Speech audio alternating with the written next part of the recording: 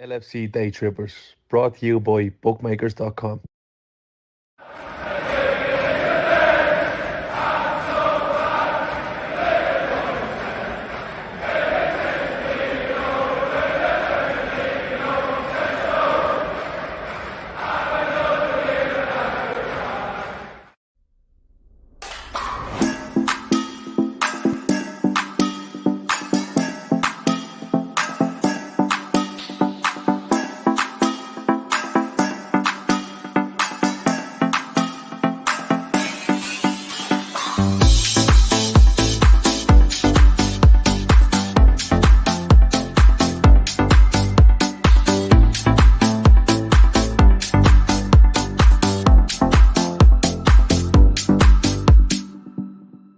Hello, good evening, and welcome to another therapy session sponsored by bookmakers.com. This is the Fatback 4. It is Sunday night.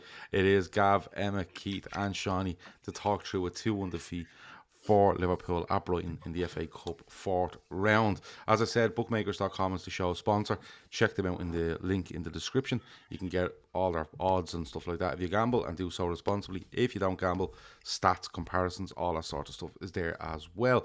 And if you subscribe to the YouTube channel, you get some content on football, horse racing, all sorts of stuff, and I'm on there once a week. Now, we put out a tweet to say that we're doing this show, and a lot of people come back and said, "Oh God, another therapy session." And that's, I don't even know if it's gonna be that. Like I said, Liverpool beaten by a late goal today at Brighton in the FA Cup fourth round. They go out of the cup. They're out of both domestic cups now, and we're going to talk a little bit later as to how to salvage the season. But first of all, Keith, how are you? I'm grand, Gav. Yeah, I'm great. Yeah, Liverpool, I was only joking to the lads earlier, we should just replay this fucking show from a couple of weeks ago and see if anyone noticed, because we're talking the same shit every week about Liverpool at the moment. But yeah, if you want to be, you take the rough with the smooth, you know what I mean? We're just not used to this level of shit anymore. But yeah, you get down. Do you know, I came off Twitter the other day, and it's the best thing I've done, because I haven't been reading about Liverpool. I haven't been listening to bleeding idiots about Liverpool. And it's actually made it a bit more bearable today. Do you know what I mean? Because I find myself defaulting to, what's happening on social media? What's happening on Twitter? What's everyone saying about this?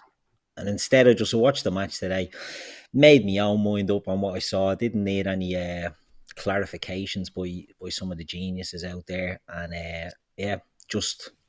it is what it is. Another day at the office. Haunting. It is like a Sinead O'Connor ballad, this season. It's bleeding doing me head in. But look, it is what it is.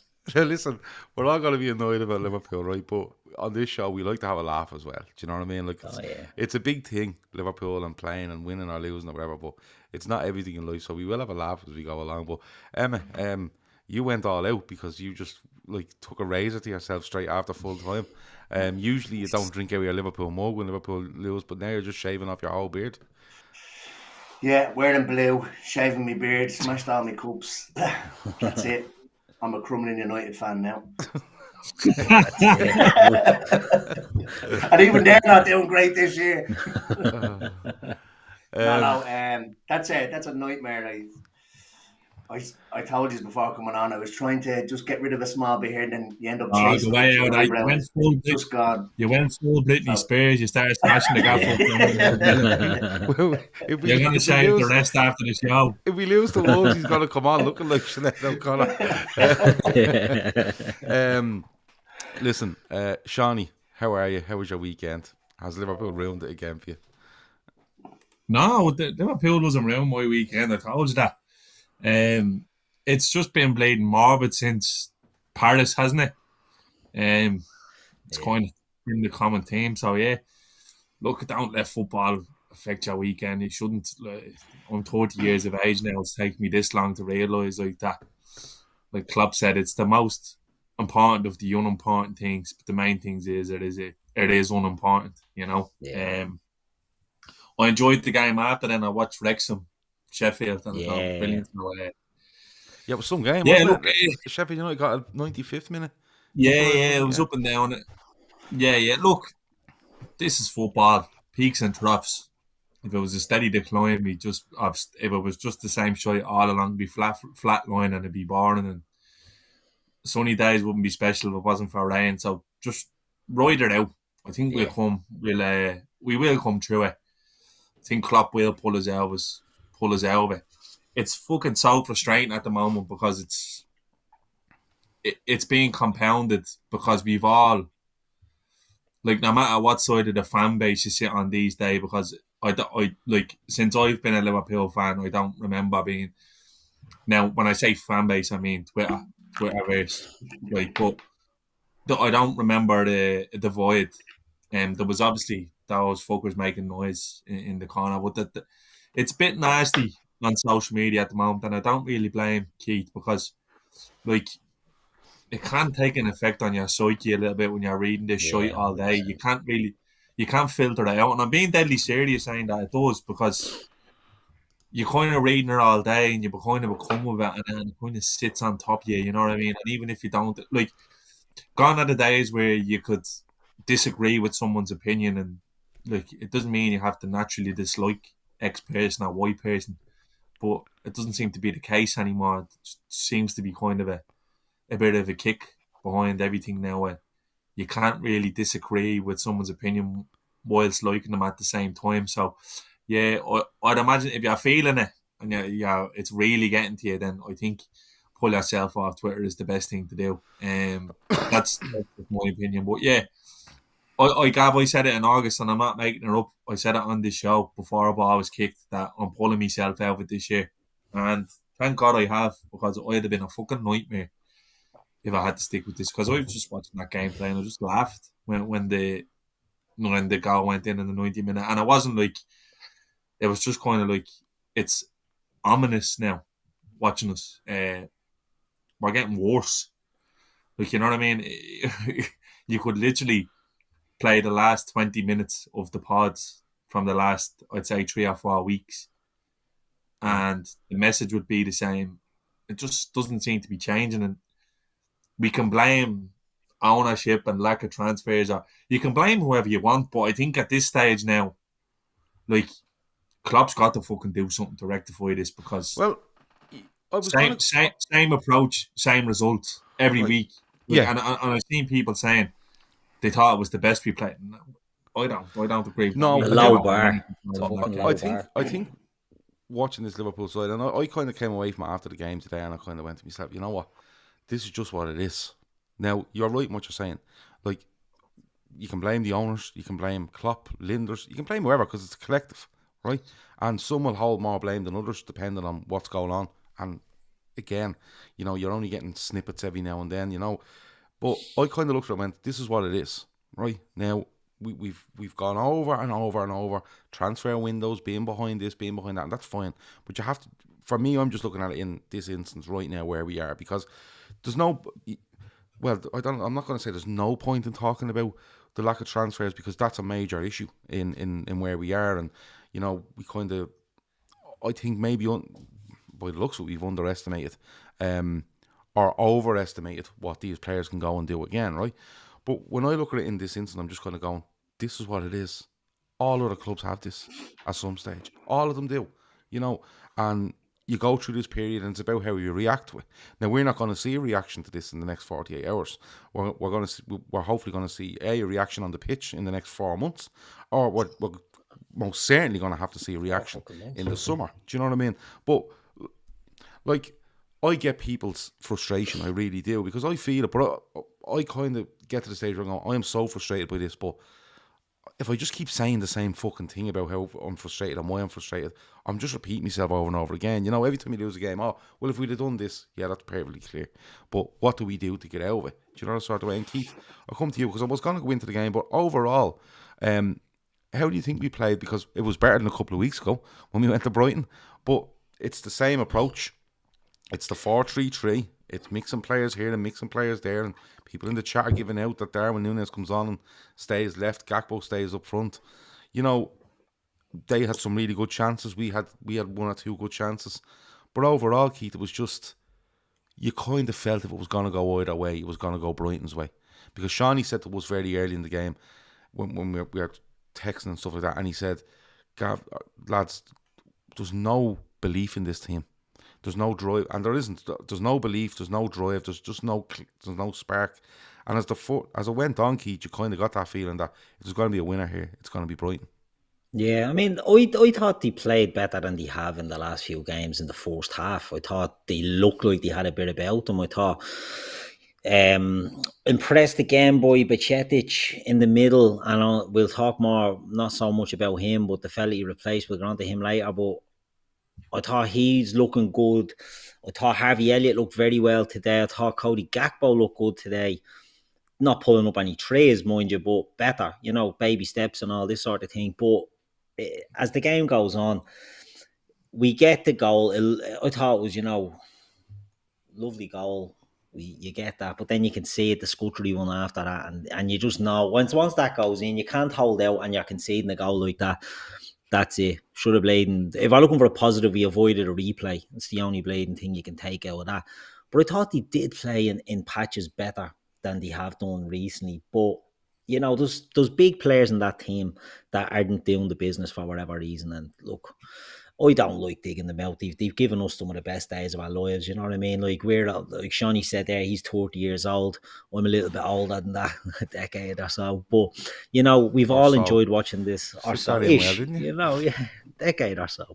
But we've all enjoyed watching Klopp. We've all enjoyed watching Liverpool, and even before Klopp. Liverpool fandom comes with highs and lows. You know what I mean? You the highest the highs, and you the lowest the lows. This Jurgen Klopp team is just one that. It's having a down year at the moment. I have full faith that Klopp will turn it around. I think he has to be a bit ruthless. And I think we're probably seeing a little bit of that ruthlessness in the team selection. While he's not changing the formation or the system, he's not... Like, I don't know what Matip has done maybe to be out of favour. I don't know what Gomez has done to be in favour. But it looks like he's sticking with that for the moment. Maybe the lack of goals conceded might have played into it. 2 games or whatever it was without conceding. Henderson and Fabinho do look to be, at the moment, out of the starting 11. And I don't know if they're the names that, could suffer if Klopp is ruthless in the summer. But if you're throwing out Fabinho and you're throwing out Jordan Henderson on top of Keita, Milner, Ox, Arthur, you're just giving yourself too much to do. I don't understand. Again, we can talk about transfers or lack thereof.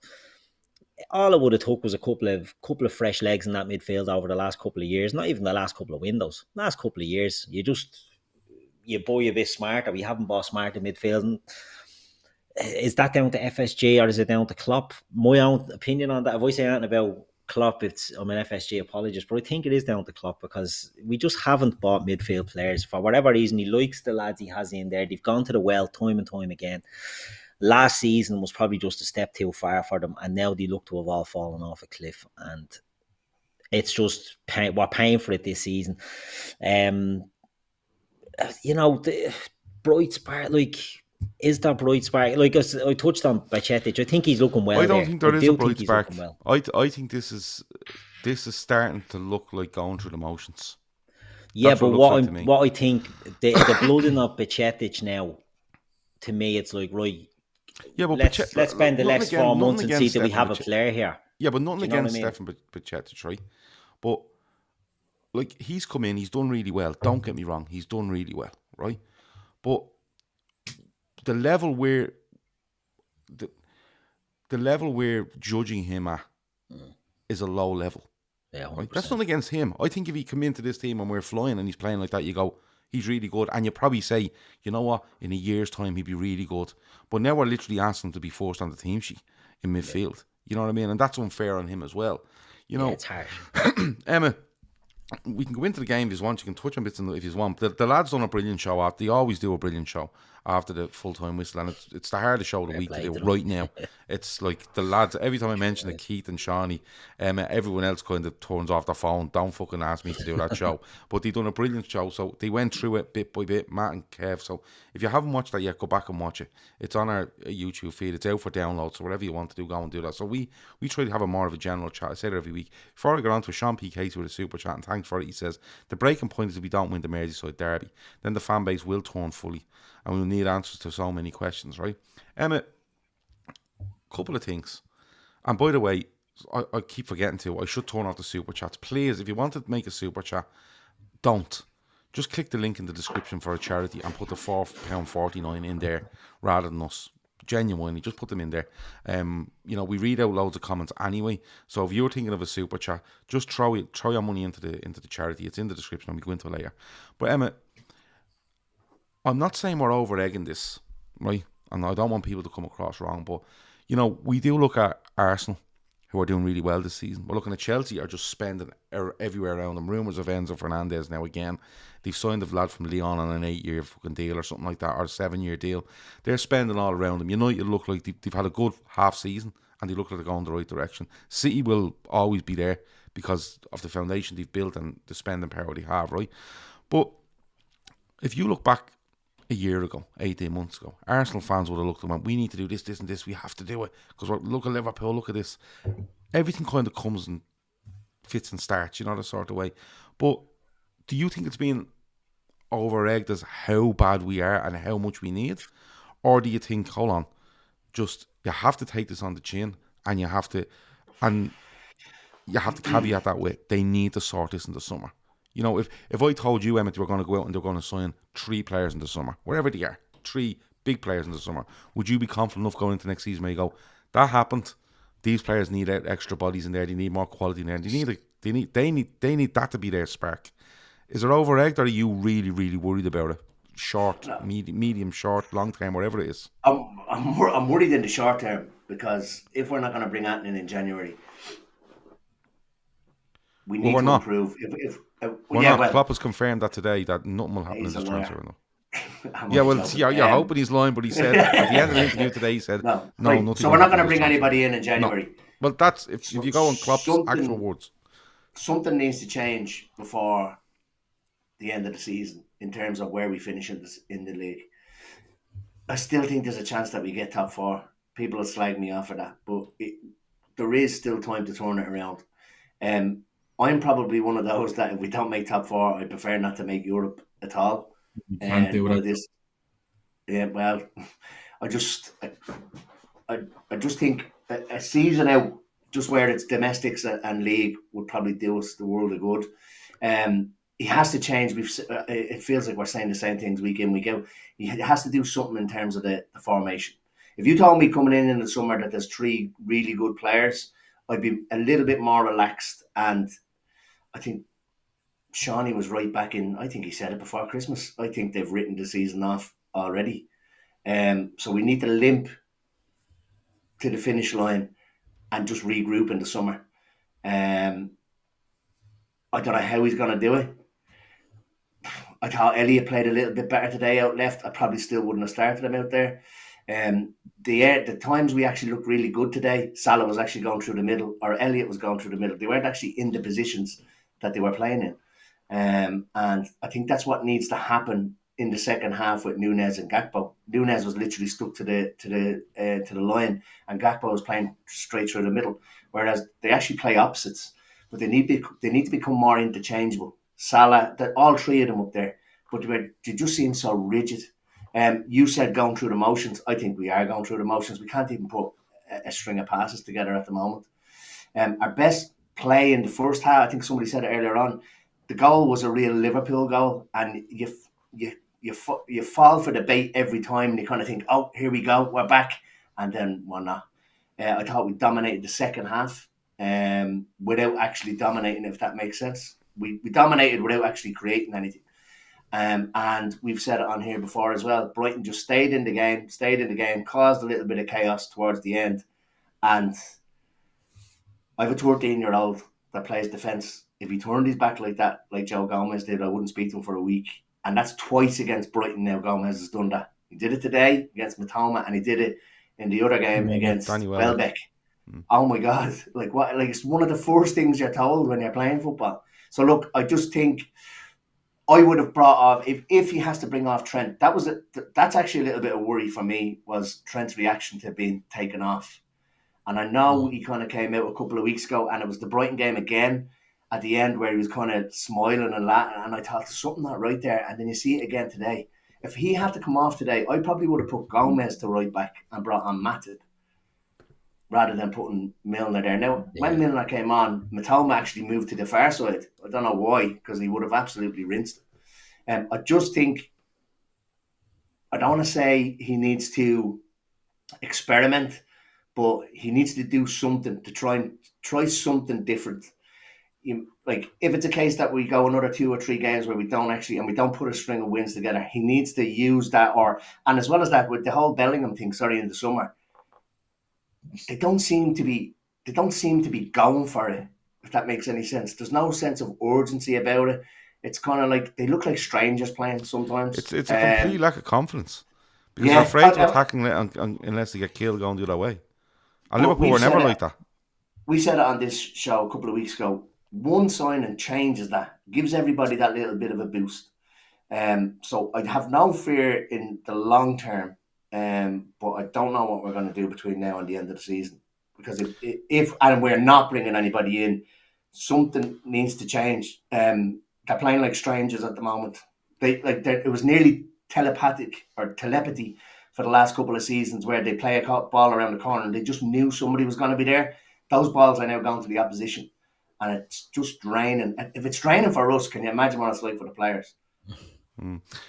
David says his biggest annoyance is that others have called this a transition season, when in reality next year will be with at least 3 midfielders to bed in. It's 2 seasons of transition. Seany, I read that comment out because, we've spoken since the start of the season. Well, since last summer, we're kind of going, Keith will be gone in a year, and Ox will be gone in a year, and Milner will be a year older. And the reason I asked Emmet that question is short, medium, long term, Seany. But when you look at short term and even medium term, and Keith mentioned it, Fabinho, Henderson not in the starting 11 and haven't been seen in the starting 11 since Brighton away. A couple of weeks ago, whatever it was, 2 or 3 weeks ago. And we've had 3 games or something since. Does that compound the worry though? Because like I look at it and I'd say to myself, right, you know what, Henderson's showing a bit of form, Fabinho's showing a bit more form, and if we add to this with the players that are leaving, fine. But then you look at it and you're kind of going, Oxlade-Chamberlain isn't on that pitch, and Milner's on a right back, and Keita is starting. Does that make the worry even bigger, Seany? Because we're not even talking about them 3 now. You're actually looking at the other 2 in the midfield, where you're kind of going, these are the 2 that look like you could say they were bombed out. So we can't even bring Fabinho on anymore. Yeah, well, we brought him on today and he tried to break someone in half. We can't bring him on anymore. Like the fella has gone from being one of the most dominant howler midfielders in Europe over the last 3 seasons. Even though we think about when he gets injured last year against Villa and it looks like he's going to miss the Champions League final, we're fucking devastated. And now we can't even bring this fella off the bench because he's just causing utter chaos. It was the same against Wolves. It was cameo against Wolves. We got the result. And people when he was hacking at the ball. People were saying to me, you're fucking moaning when we won the game. I was like, did you see what I see? The fella is fucking bomb scared when he comes on. The ball is getting pumped in the air by him.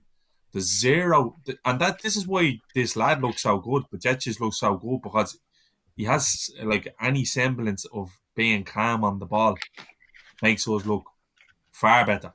His tackle today, like heading the cloud stuff, running and shrieking, and it's becoming like endemic now in the team where they're all flat. I even thought it started to rub off on Bajcetic today. It's starting to rub off on him. It can be turned around, but Klopp has a serious axe to wield here, and the fucking problem is, Gav, we don't want to spend the time talking about transfers, but you need to actually think about, right, the lack of transfer, the lack of activity in terms of refreshing the midfield, right? We could sign 3 players in the summer, but you're still only plugging holes in the boat, because you're gonna have there's other stuff that has to be done. So you're thinking now, like, I'd sell Gomez in the summer. I'd sell Fabinho in the summer. I'd let Curtis Jones go in the summer. But we can't. We actually physically can't do it. We can't even bring it. If we had 250 million to spend, if for whatever reason, fucking Klopp opened his, because who knows who's running the fucking show anymore. Klopp opened his emails in the morning and John Henry goes, there's 250 million there to spend. Go and get whoever you want. We couldn't even do it. The reason we can't do that because the squad, that the planning around the squad has been so fucking poor that we logistically can't make a signing. Because we're not going to release Adrian and we're not going to release Arthur Mello, and we can't sell any of the players that are now used to us. We're absolutely fucked. Normally you bring Henderson on in a game and think you might give us a bit of control. Normally you bring Fabinho on, he's going to shore things up. He's making it fucking worse. He's all over the shop. He's completely done. He looks like a player to me who needs to sit down with Klopp and says, you know what? You're in a new stage of your life. You're a father now. You've done everything you can with Liverpool. Go and play in Italy or something. Go and play in Spain. Because his head is certainly not where he looks busted. Has there ever been a fall off a cliff like him that you can think of? Well, at Liverpool, you know what, like a Liverpool player at Liverpool, just went from there to there. People are only assigning it to this season. We have been fucking rubbish since the back end of last season. Yeah. Dirt. The amount of games you went behind in. Since March. Shattered. Bollocks. And do you know what? Blame who you want. I'm only going to use the phrase the club because that can be fucked at anyone in my opinion. So that covers Klopp, the owners. Something's not right. Edwards is gone. Wards is gone. Where's the plan? How like? Well, you see that was my next question. That was my next question. Where's the plan? That's what I'm trying to say. We can't do an overhaul in the summer assigning 6-7 players because of the work we've left ourselves to do from seasons previous. Like, I'm sick of a Gav Parrott in the same shite.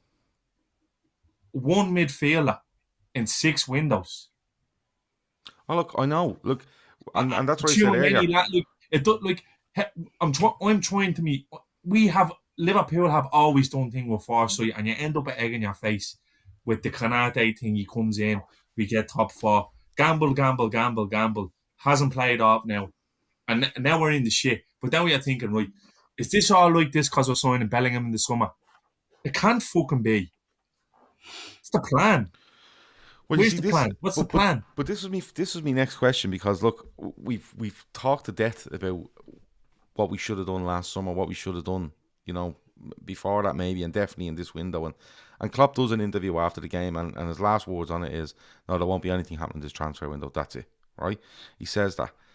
But, you know, I understand what you're saying, where's the plan, but I just think it's the lack of transparency or any sort of transparency. Yeah, you know, like, Gab, and I get people transparent. Like, what? But what I'm trying to say is, I'm not asking the club to come out and say we have 250 million to spend straight out of the club. Now, none of this fucking someone putting on social media going Liverpool have this war chest and all this bullshit. But what I'm saying is that, you know, and that's why I read that comment earlier about, you know, what's unnerving fans. You know, the sort of way. I'd rather Klopp come out and said today we're not doing anything in this window. It's not going to happen. We have got plan. Yeah, he did. But let me finish. But we do have plans. We have got issues, and we do have plans to do something in the summer. Now, people will tell you straight away, "Oh, that makes you think that you've loads of money in the bank, and people will rob you for the money." You're being robbed blind for players anyway. You know what I mean? Moises Caicedo was a great player, and they're being quoted 90 or 100 million quid from him. Right? You have your man Mudryk that they're paying for fucking, I don't know what, they're paying all sorts to get him in. They're signing, you know, Chelsea are doing this. They're paying, there's mad money everywhere. Took out Keith, can I ask you? You were going in, but Gab, you're talking about the extremes there, Mudryk, Caicedo. We don't need to be fucking signing them players. Go back to being I'm not. Listen, I'm fully acceptable. I'm fully accepting of the transfer fees because that's where they are. But what I'm saying is, if Liverpool showed some transparency from whether it be the owner or the manager saying, yeah, we're not doing anything, but we have a plan here, a plan there. But at the moment, you're just going and watching Liverpool and going, we clearly need something here, and you just keep saying, no, nothing's happening. Can you give us something? Can you, like, and don't get me wrong, I'm a Liverpool supporter. I'll support them every week until the end of this season, and they'll probably be shy for 90% of it. But I'll dust myself down and go, right, what's happening? But give somebody some hope.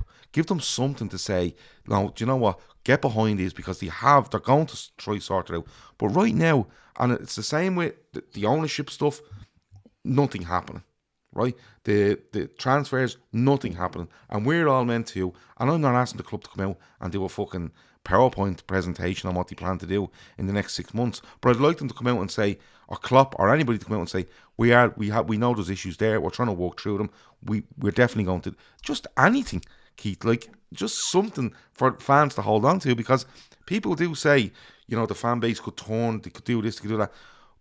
But that's not so far-fetched, Keith, when you actually think about it.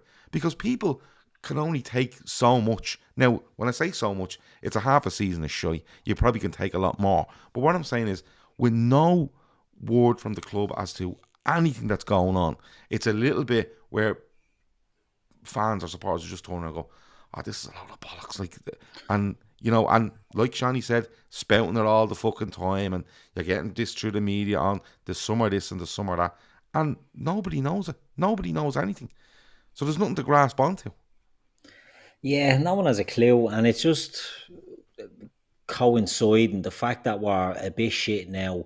We've sort of come to the end of a cycle, and the club are apparently up for sale or looking for investment.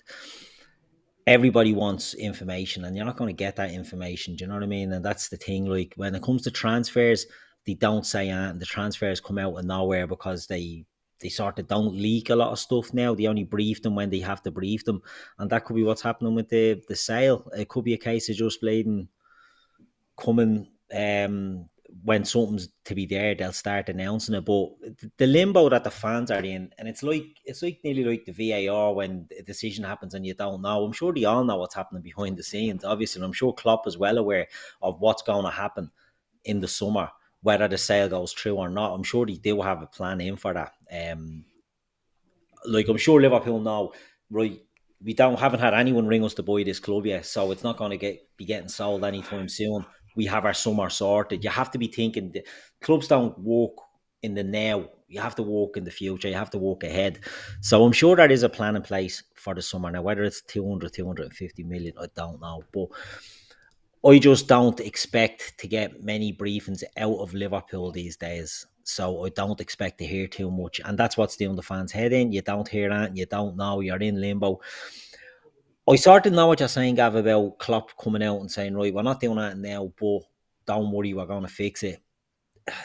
I think if he said that, he'd be lashed out of it as well, you know, and I think there's a lot to be said. He's trying to big up the players that are there. He's coming out. It's not even so much saying no more business. It's, I trust these lads, you know. That's the bit that's sort of like, oh, you don't trust them. We don't trust them. Nobody trusts them anymore. They're letting us down all the time. 6 months ago, they're going for a quadruple, you know, because the fans don't really give a shit about the future or the past. They care about the now.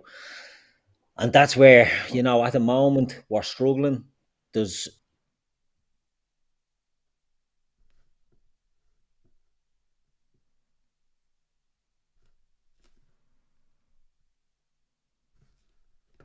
Seems to have lost everyone there.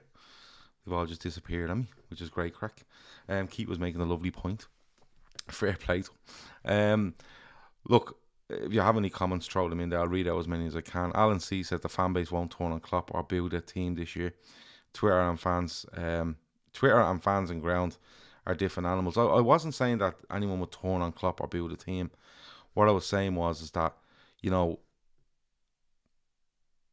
people just start getting a bit angsty, a bit, you know, they'll support and I'll support. But at times you do need something, like as much as we need a player, you probably look and you say to yourself, we need a player, but if we're not getting a player, just give us something, you know, and make it, I don't know, it's hard to put the words in, it's making people understand. Making people get them on your side, wherever it might be. I don't know what's happened to the lads. Let me see. Zach said FSG pulled the plug. Gav's been the whole team, new lads in LFC Daytrippers. No, I don't know what happened. Everyone just bounced off the screen. They will come back in a couple of minutes. Gav wanted a solo show. No, that's the last thing I wanted was a solo show, I'm being honest with you. Let me see.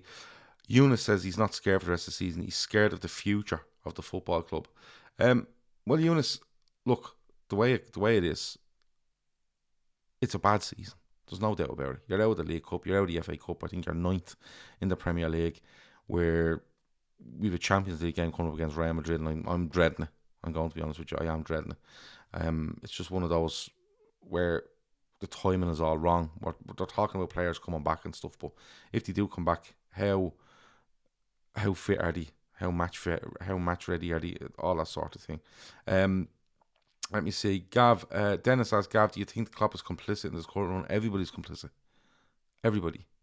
You know, and I always go back to when Liverpool play really well and win things and play scintillating football.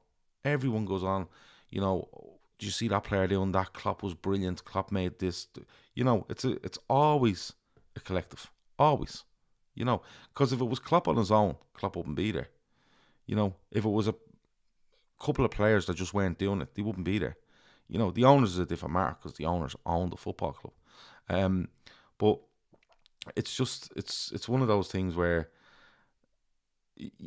I don't think I'd worry about the future of the football club, but I would be concerned over what's going on. And I'm not sitting here demanding that Liverpool tell me or anybody else what they're planning to do, but I think a little acknowledgement of things are bad, and Klopp has acknowledged it, don't get me wrong, he has acknowledged it, but people are okay with that acknowledgement, but then they need to turn around and say, what are you going to do? You know, like, we do talk about Liverpool being forward planning and different things like that. It's you know,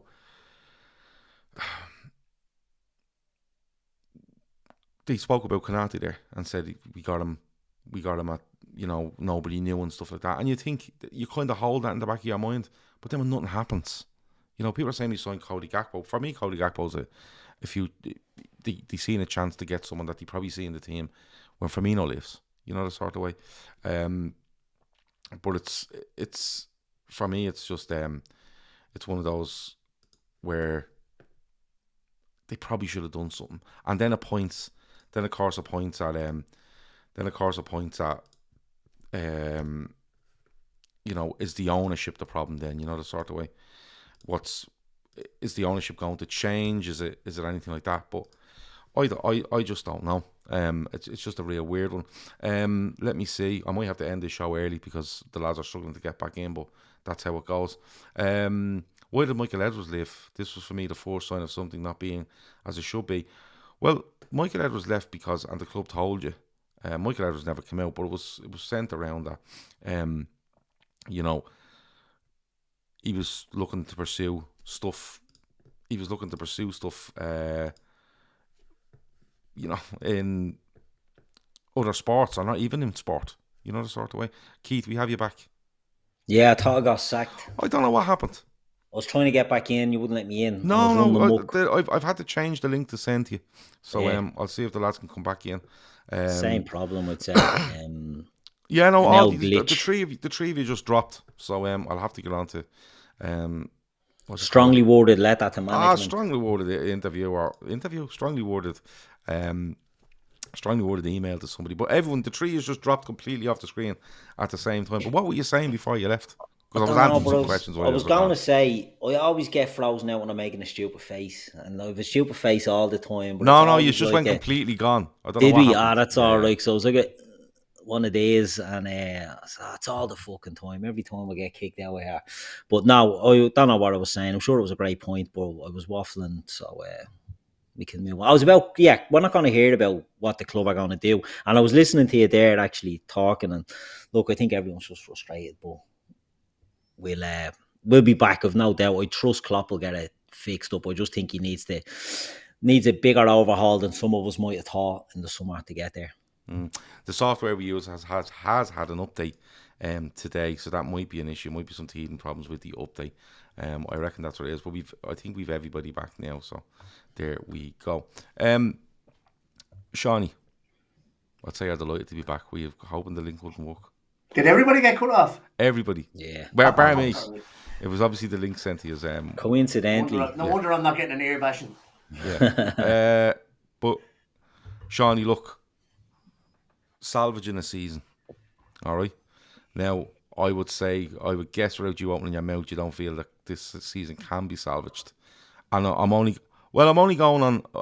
I could be wrong. You could tell me I'm talking bollocks, but I'm only going on the fact that if Klopp is to be believed, we won't see another signing in the door in the next 48 hours. And what we have there and just what they're showing at the moment won't be enough to salvage the season. But all we have left now, Seany, is a Real Madrid tie in the Champions League. We've about 18 league games left, and we'd have to win a huge amount of them, I think, to get into the Champions League. Like, can this season be salvaged, Seany, or is it a case of you take it on the chin and you give people a chance to sort it out next season, and if it doesn't get sorted, you have to keep wheels and axes? Can the seasons be salvaged? Yes. Will it? No. I said it before Christmas, before I kicked off again after the World Cup, that I think that we have been this season off. I can't make sense of it either, really. There's no way to possibly justify it, but it's clear to see what a little bit of legs would have done for us in the midfield. And then the worst part is that we're getting worse. We're not improving week on week. I know people said we played better today. I don't think we did. I think Brighton were comfortable throughout, really, to be honest with you. I don't think we controlled the game, really, at all. I didn't say there wasn't much to be positive about, in my opinion. Can we turn it around? Yes. Will we? No. Because they won't do what's needed in the market, which is needed. And so far, I haven't seen anything to suggest that Klopp changed them going forward. And that's, for me, that's where it's getting frustrating now. This fucking 4-3-3 shy every week, expecting it to work. It's just not going there. It's banging your head off the wall and hoping for a different results. But at the end of the day, we're ending up with the same headaches, same approach, same results. It's not really rocket science. These teams shouldn't be beating us. Don't care what anyone says. The talent we still have at our disposal. Some of them need to be getting up. Some of them look like they've dialed it in. And it's hard to say. And it does look like there's fractures within it, because I don't know whether any of you picked her up today. Klopp screaming at Thiago saying, "Tell Darwin to shoot and I'm going to take him off." Like, mad stuff going on. Balling Fabinho out of all season. He's clearly not happy. Klopp's clearly not happy. It's too much going on in the background. There's too much uncertainty for what's going to happen in the future. And that's why people are so restless. That's why people are up in arms. I think the most rational fans are up in arms. And then the most rational fans now are doubling down on being rational, and that's where friction is coming from. Whereas if you're being a realist, the spine of the squad is letting us down. We can't even bring Fabinho off the bench. We can't rely on Henderson off the bench. Mo doesn't look himself. Mo gets a pass from me because if you look at his numbers compared to this stage in other seasons, he's actually not that far off from where he normally is in terms of goals and assists. His output is still there, Keith. Even though he gets that chance today, Seany, and that's on his left foot. He's running. The fella has no confidence. He's shot. He's not performing. I'd have no problem balling Salah out, balling Gakpo out, balling Núñez out, balling Trent out, Gomez, if it was one of them out of form. Yeah, there's so many. The ball is right. It's endemic. You said it earlier. It's fucking through the whole lot of them, isn't it? Yeah. It's like hot potato. Honestly, it's like hot potato. Playing with fucking grenade. It's mad. It's crazy. And the coach has got to step in and do something to rectify it, change it around. 4-3-3. He can try it many different fucking variants of it if he wants. It's not going to work. He hasn't got the body to do it now. It's very rare in Liverpool for it to be bad on the pitch, and then I think it's bad off the pitch as well. and I don't know whether one is feeding into the other. Even if they came out when they said that Julian Ward was leaving at the end of the season, which they did, but they never came out to say, but he's going to be replaced by X, Y, and Z. So there seems to be a lot of kind of uneasiness off the pitch and on the pitch. So do you know what I mean? It's exactly, and there you go. Is it affecting the players? What's going on off the pitch? Because I think there definitely is something going on, and I don't want to go down the route of something's not right, the dressing room is gone, or there's something isn't right that we don't know about. Well, Keith, and maybe it's what's going on behind the scenes with the Julian Ward, Michael Edwards stuff. Ian Graham, I think, is gone as well, isn't he? So, yeah. But even if they came out and announced that they were going to be replacing them with X, Y, and Z, it kind of gives a stability to the whole place. It just feels like the whole place is unstable at the moment. Keith, I don't really want to go into this, but here goes.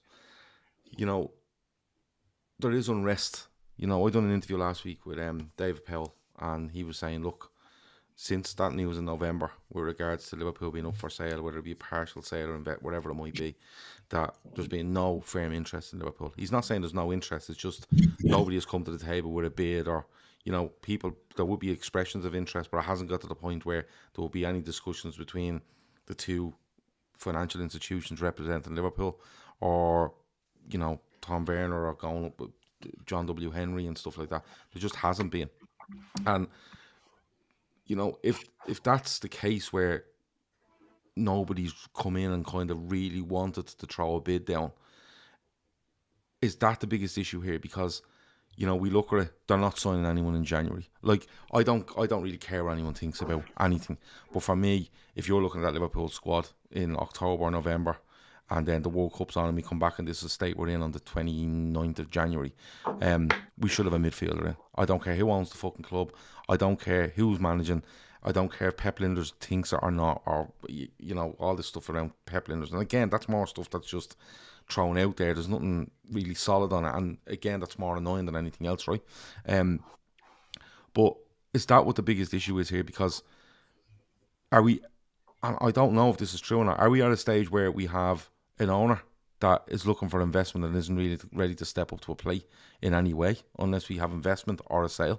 Well, a sale he wouldn't step up, but what I'm saying is, if the investment was there, they'll allow that money to go. At the moment, they won't, because we're in a bit of limbo. Maybe have we got a manager that, as a result of that, is saying, right, I can't sign anybody because they're telling me this? Do you know what I mean? Have we got players that have lost all confidence and are probably looking around going, we're in shit here and no one's fucking helping us? Because at the end of the day, they're a workforce, right? If you put it in simplistic terms, they're a workforce. And if morale is low in a workforce, what do? You know, you bring them out for a night, yeah, but you probably bring someone in, you know, bring someone extra in and they might fucking get people going.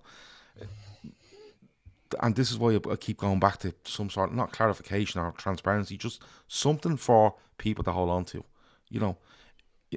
Is that what the biggest issue is here? Because it just seems to me like Liverpool are just going, bang, this is where we are right now, and nothing moves. No parts move here until something is sorted. And that's what it's coming off to me as a little bit. The problem with Liverpool being tight-lipped with the media and all is we don't now have player transfer speculation. We have sporting director speculation and fucking data analytics speculation. You know, is this fella going to come in? Is that fella going to come in? And the uncertainty around Liverpool is from top to bottom now. You know, the pitch, the players are doubting themselves, the fans are doubting the team, the fans are doubting Klopp. The management, the ownership, is in limbo as to what's going on. As you said, no firm bids are coming in. So when will the sale be? You know, like, there's just so much uncertainty around everything now that it's just all come. It's a perfect storm of shit, you know what I mean? And when you're winning and you're doing well, you get away with one or two of these little, you know, someone has the hump somewhere, right, get on with it. When you're not winning and you're not playing well, and it just gets magnified by 1,000, and that's where we're at the moment. It's hard to fucking watch, you know what I mean? But there's no structure in the club. I don't know. The Julian Ward thing is strange, because if he was only ever going to step up, they should have had somebody really lined up to be in there with him. But the other Julian lads Ward leaving. thing, Keith, Julian Ward isn't leaving until May or June. Yeah, but he only stepped up last place. I know, summer but as the well. Do thing you know is, what I like, mean? Like, so Liverpool don't need to have somebody ready to go 6 months in advance. Not using an excuse, but Liverpool are well within the rights. You do Yeah, but Liverpool were well within the rights in March to turn around and appoint but you someone. do need someone in 6 because who's buying the players then for next season? Well, but who's buying the players for now? This is what Yeah, I'm but saying. you Julian Ward's still in the job.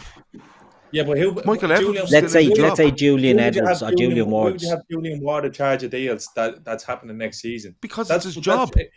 Gav, we've gone from the complete antithesis to the way we walked. I understand that, but Shawnee, Michael Edwards was still in the Edwards job. took the reins. Edwards gave Ward the reins when he was walking out the door because that was the succession plan. Yeah, that was the but succession what I'm saying plan. But Shawnee, what I'm saying is that Liverpool could in February or March turn around and go, Shawnee Lawson is going to be Julian Ward's successor, right? They could do that, right? But I just don't.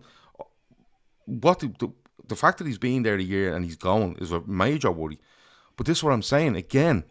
You know what I mean? We're sitting here and we're saying to ourselves, there's just so many fucking questions, and there's no. Look, I'm not asking Liverpool to come out and say, "Oh, Shawnee Lawson's going to be that," right? When Julian Ward announced it, but what? No club does that. No, well, they're not giving you it anyway. You know what I mean? Or me. But what I'm saying is, but they don't give any information like that. But this is what I'm saying, Shawnee. It's just fueling fires everywhere. Do you know what I mean? They gave the information with regards to Michael Edwards and Julian Ward. Do you know what I mean? And what's happening now is that Julian Ward's leaving and he's leaving, and what's going on? And yeah, maybe it's a bit early to demand that, but Liverpool for me aren't reacting to what the situation is. And what I mean by that is, if one is leaving, you go fine, but when you have 2 and 3 leaving, you have to say to yourself, we probably need to fucking sort something here, or say something, or put something out here, just to stop this bullshit that's going on. And we don't know what's going to happen. You know, we could have a completely different fucking way of setting up, because we don't know if the ownership is going to change. But right now, there's nothing on the ownership. As much as you read, there's nothing on the ownership. Nothing. You know, I just think. Yeah, but Gav, if there was something on the ownership, people would be saying it's bollocks anyway. Yeah. But then it goes back to. It's a £4 billion deal, and the parties involved aren't going to be going shouting that, "Oh, I'm doing this and I'm doing that." They wouldn't be allowed to. So then we shouldn't. We're not going to, like. We're definitely not going to hear that about that. No, I don't think we are. But I think Your man from the Echo, it's all opinion pieces. He hasn't got a fucking clue. Yeah, okay. The fella you done the interview with, he does it, Gav. It's complete guesswork. Because he's not hearing from the club. But this brings me back to what I'm saying. The club are allowing this to go on, and like I said, I'm not asking them to come out and tell you every fucking thing, but the club should give something to say, you know, everything's fine. They're looking at this, they're looking at that, but there's it's not fine. Like that's the thing. I know, but no, I don't mean everything's fine. But I mean is the process. Some sort of reassurance. A reassurance of the process. At this Do you know stage, what I mean? that needs to be fucking sorted. But look, there's been nobody better than Jurgen Klopp at doing that. You'd fucking get beaten on a weekend, and he'd come out on a press conference on Monday and say something, and all is good in the world again. But even he hasn't been doing it, because all the infrastructure and all had been there, but that's all gone out the window now. But then I'll ask you the question. Then, do you feel that the club, as much as you know, we want this to happen, and Bellingham and whatever you want to see happen, do you feel, Shawnee, that the club has just literally gone bang, no movement until there's been a line drawn in the sand here with regards to staff, you know, above Klopp, coming in or out, players, whatever it might be? Do you think there's a line being drawn in the sand here where they go, we're not doing any transfers, we're literally sticking as we are until something gets sorted? No, you can't. But it starts to look like it, Sean. In a world, in a business like football that's so fast paced, you stand still, you go backwards. You can't take a fucking day off. You can't do that. But that's what I'm asking. You can't. But do you think it is? The whole thing from them, they shouldn't have said fucking anything in November about looking for partial investors or look to sell the club. They could do that through banks, and we'd never know. that we would never do. The fact that they released a statement off the back of something that came out in the Athletic, and then they were using the Boston Globe to push it. The FSG have handled this whole thing fucking terribly. Terribly. It should have never made news to begin with.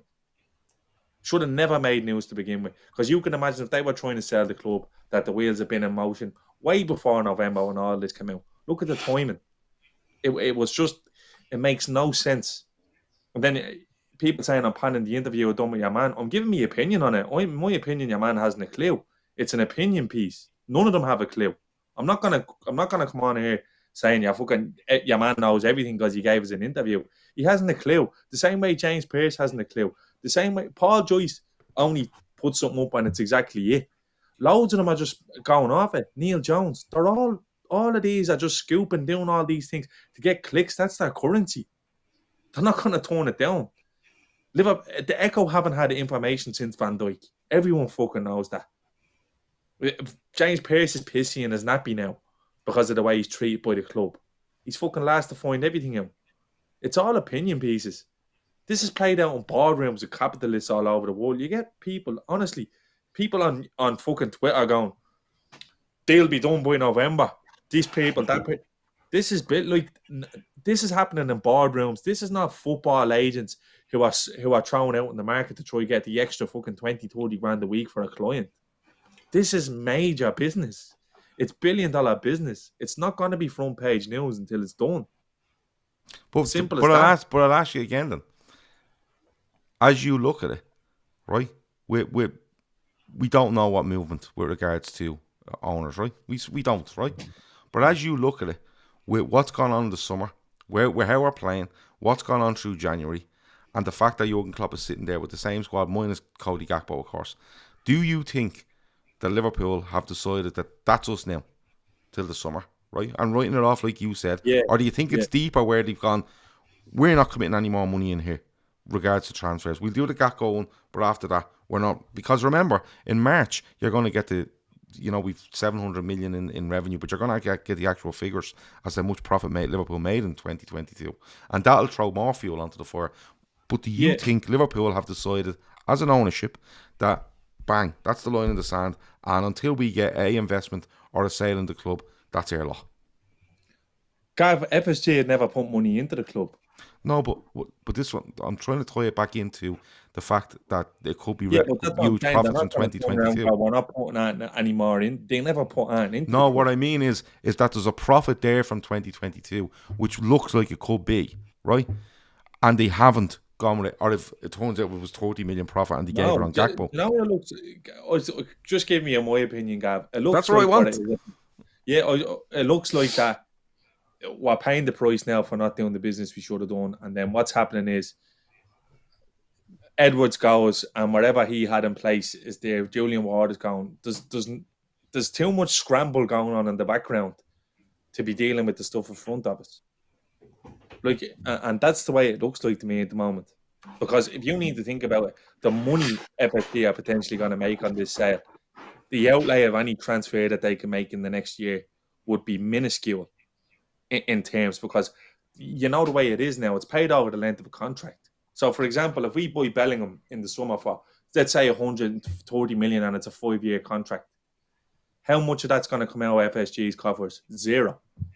Not a penny. Because it'll be paid by the revenues generated by the club, and then whatever has to be paid on down the years will be funded by the new owners. So the thing is, this isn't something we're looking at where it is, we've just been let down this window and they're not spending money. They haven't bought a midfielder in 6 fucking windows, only Thiago. So it's nothing got to do with that. All of that is happening at the moment, and that's why people are restless, because they're reading about Qatar, then they're getting in their head about fucking having hundreds of billions to spend, and then Qatar's not happening, and then the club's not for sale, then it's a partial sale, and then it's a full sale again. And this is all just being put out into the ether by journalists who are taking clicks. So it's like you fucking writing a story every week, Gav, and people taking that as gospel. And then the next week when someone comes out and shoots it down, you're the biggest prick in the world. But the next person to come out with all the good news will then be the Messiah. And then someone else will make him the biggest prick in the world. And that's the way it is. People are losing their heads because there's so much of this shite that's going around, and it's compounded now by the fact that United have their arse in gear, Arsenal are spending money worth at top of the league, and Chelsea are fucking. It's like Dale Winton is director of football at Chelsea, and it's Supermarket Sweep, and they're just throwing money around all over the gaff, and it's compounded because people haven't got the mental fortitude to go, do you know what? Liverpool are in a bit of a rut at the moment. I'm telling you this now, Gav. Nobody has a fucking clue what's going on board level at that club. I'd say Klopp would even like to know more. That's the God honest truth. He turned around and that goes back to what I was asking you earlier. The last thing I'm saying is, remember last week when your man, I can't remember, was it Vinny O'Connor from Sky or one of them goes, and what's the story with the takeover? Is that the owners had any dialogue with you? And he just went, yeah. And he goes, yeah, like, I'm not going to tell you. And then the next day, all of a sudden, they were getting information from the club about takeovers.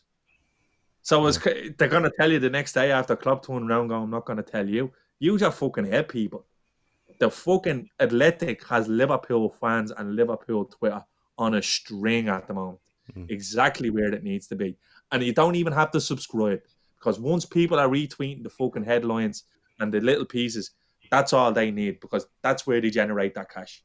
Because clicks is currency, and you're just getting bought in, you're getting sucked into it, and it's taken away anything positive that could possibly happen with the club. Because the natural thing to do is, in this day and age, is the good news, you'll take it in. The bad news, you'll take it in. Everything is true. If it's, for example, James Pearce could come out tonight, Liverpool agree for Bellingham. Loud of bollocks, loud of shite. James Pearce could come out then. Salah's going to PSG in the summer. Oh, what a load of shite. FSG, shower of bastards, sell him to boy. That's just the way it is. You're getting spun in a yarn by PR and media. And the club are doing nothing to counteract it. Because they can't. Because they've given nothing out in the past. And it's just the way it is. Okay. Keith, can the season be salvaged?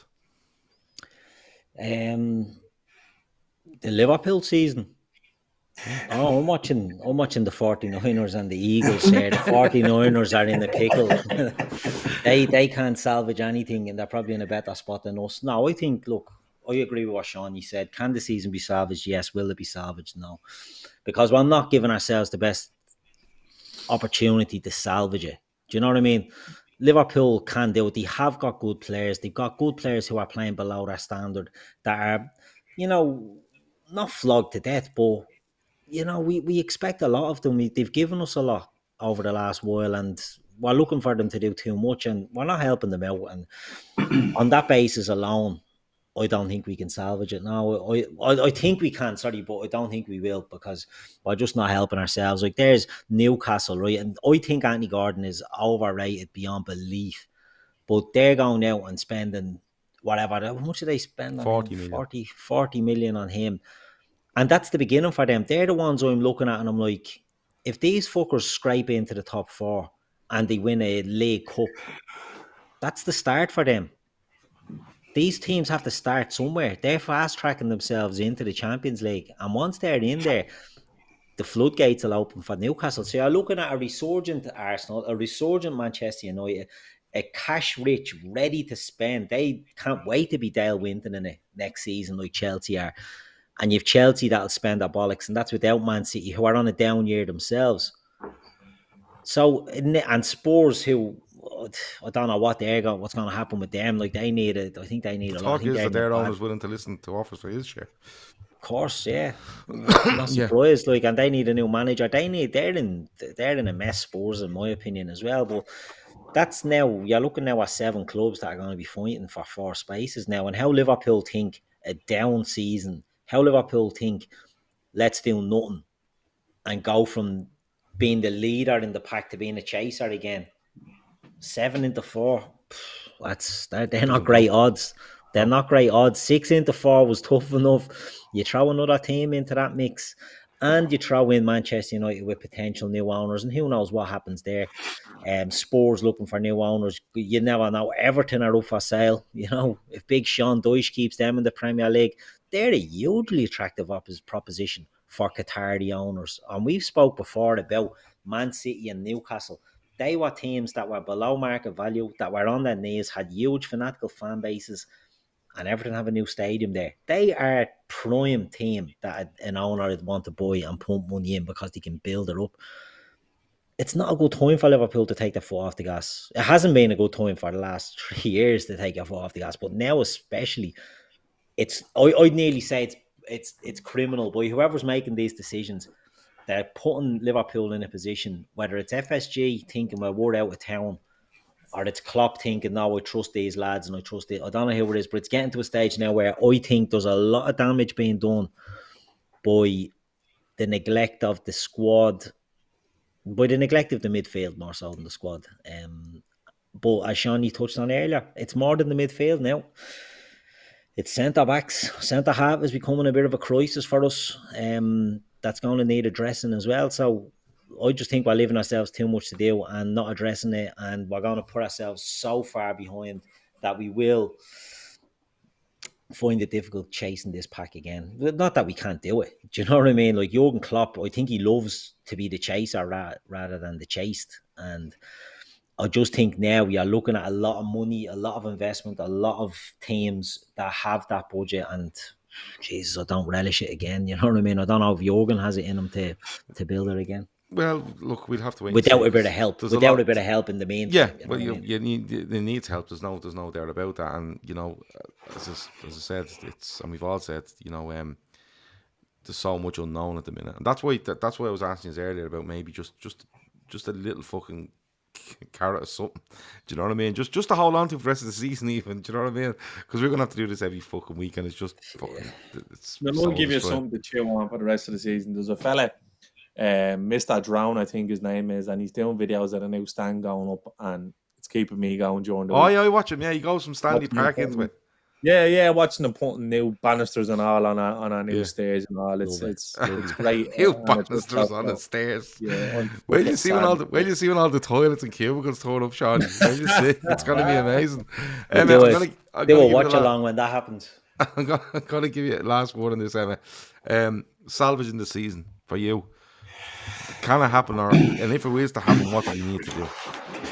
I'm forever the optimist. I'd like to think that it is salvageable, and I'd like to think that we can do it. The only thing I'm leaning towards not being able to do it is yes, we're going to have players back, but the players aren't coming back in the positions that we need them in. It'll give us more options up top, but I think it's the midfield that has done us. And Seany's right. One midfielder in the last 6 windows is criminal. The business we've done off the back of being successful. Like you look at Arsenal now, they've not even won at them, but they're leading 8 points in front, and what they're doing is they're topping it up. Just it doesn't even need to be 3 or 4 players every window. It's just right. Well, where are we feeling it a little bit? Midfield, right? Buy a midfielder. Next window, where are we feeling it? The central defender, right? Buy the central defender. It's just one player. Ferguson was the master at Manchester United at rotating and even getting rid of players. And I just think, come the summer, he will need to be a little bit ruthless with players. But again, if you're getting, like, you already need 3. If you're going to get rid of Fabinho or if you're going to get rid of Jones, that means you're going to need more midfielders. I think FSG have taken their eye off the ball big time. I think they've probably, like, regardless of what they sell it, so it's nearly kind of, someone said it earlier on, self-sabotage. Like, you need to service your asset. You need to keep it successful if you want to get the top dollar for it. But That's why I'm asking if a line in the sand's being drawn, because, like, I think so. Because regardless of what they sell, if they sell it for 3 billion, FSG, like, John Henry's not at Anfield very often, Tom Werner, whoever, right? But like, even like you say, service and asset, right? Anybody there would turn around and go, Jurgen, listen, we know you love all these players, right? And we know that this, right? But you need to bring somebody in, because if we don't make this, like, even on a very basic level, we need to get in this top 4. And the evidence of this so far is that we won't.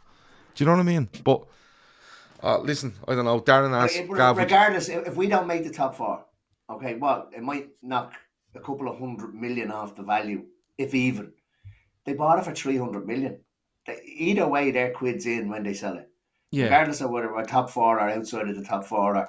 And I've said it, and when we won the league, it was absolutely unbelievable. We hadn't done it in 30 years. It was great. But in a way, that kind of nearly bought them extra time. I think if we hadn't have won that league that season, we would have been having this conversation about FSG and about trying to get them out or moving on or selling stake a little bit sooner than 2023. It probably would have happened around 2021 when we went through that COVID season. We were losing 6 on the bounce at home and whatever.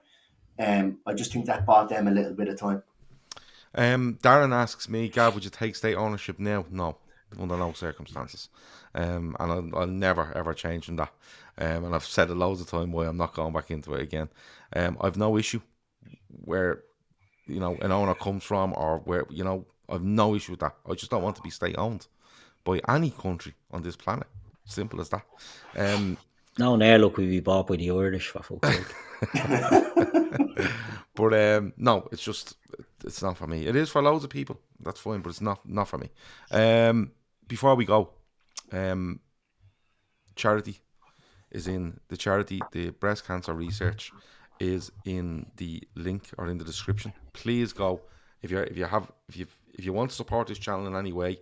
Whether it's give a few quid to the lads. You get these channels. Oh boy, is a point. Or don't. Just give the link to the link is in the description for the charity. Throw your few quid in there. Every euro counts. Honestly, don't be doing super chats and stuff like that. If you're about to hit a super chat, don't. Just go hit the link. Go in there and throw it in there. We're trying to get to €20,000 for 12 incredible women that are going to run the Dublin Marathon for breast cancer research. It's an unbelievable undertaking. And we want to support them every way, which way we can. We're doing other stuff in the background to drum up stuff, but on these shows every day of the week that we send out for free, and we give you downloads for free, we give you everything for free. If you want to support us in any way, the link is in the description for the charity. And if that's €1, €2, €5, €1,000, whatever, anything you have, please do that. If you can't, and that's fine, if you can't, please take the link and send it around to everyone you know. Get it going, people share it, and everyone dropping in 2 or 3 quid here or there makes a huge difference, so make sure you do that. Rest of the week, somebody asked, can we have a quick chat on SOS and stuff like that? We're probably going to cover that tomorrow night. I'm trying to line up something for tomorrow night where we'll have a chat on the SOS statement and stuff like that. I didn't want to do a show right in the middle of it because it was just mayhem, to be quite honest with you. And you know what? Maybe what we've chatted about tonight will lead on to us talking about that. So we might do that something tomorrow night. Tuesday night, so we will have we should have winners and losers tomorrow night unless we can sort something out on that. Tuesday night is deadline day. Liverpool won't be doing that, but we will be here from 10 to 11 covering the last hour of the deadline day with whatever's happening across the Premier League. All day. No, we're not here all day, for fuck's sake. Yellow boys. Wednesday night we might do a call-in show if the boys are available because everyone's fucking loving them, by the way. Thursday we should have the viewer's voice. Friday we'll have the Premier League forecast, and we'll be back at full-time Reds and Fatback Fours and everything next weekend. Keith, anything else before we go? No, nothing, Gav. It's the same show, different day. Groundhog Day next week again, probably. But look, we'll get through it. When we get through it, we'll all be happy again. For now, load of bollocks. Emma, anything else before we go? No, I think Seany summed it up. You don't enjoy the sunny days if you don't have the rain. I like that. So, look, what was that song? I want to see the sunshine after the rain. After the rain, yeah. Yeah, That was it. I want to see the sunshine after the rain. A 50 Cent song. I took it from 21 Questions by 50 Cent. 50 Cent for the younger folk in the chat might know what I'm talking about. Even that might have been before that time. Gav's going for the early 90s cheesy rave sort of number. Yeah. And I can't think of who it was, but I'm sure there's someone will tell us at some stage. Anyway, Seany, anything else before we go? Yeah, FSG out. Loads of money in. Roll on August 2023. On the Reds. Loads of trophies. Okay. Yanks out. Okay, no problem. Right, we leave it at that. So, as Bill O'Hurley would say, that has been the Fatback. That has been the Fatback for with thanks to bookmakers.com. Don't forget the link for the charity. Like I said, help us out any way you possibly can. That's been Gav, Keith, Emmet and Seany. We talk to you again soon. Over and out.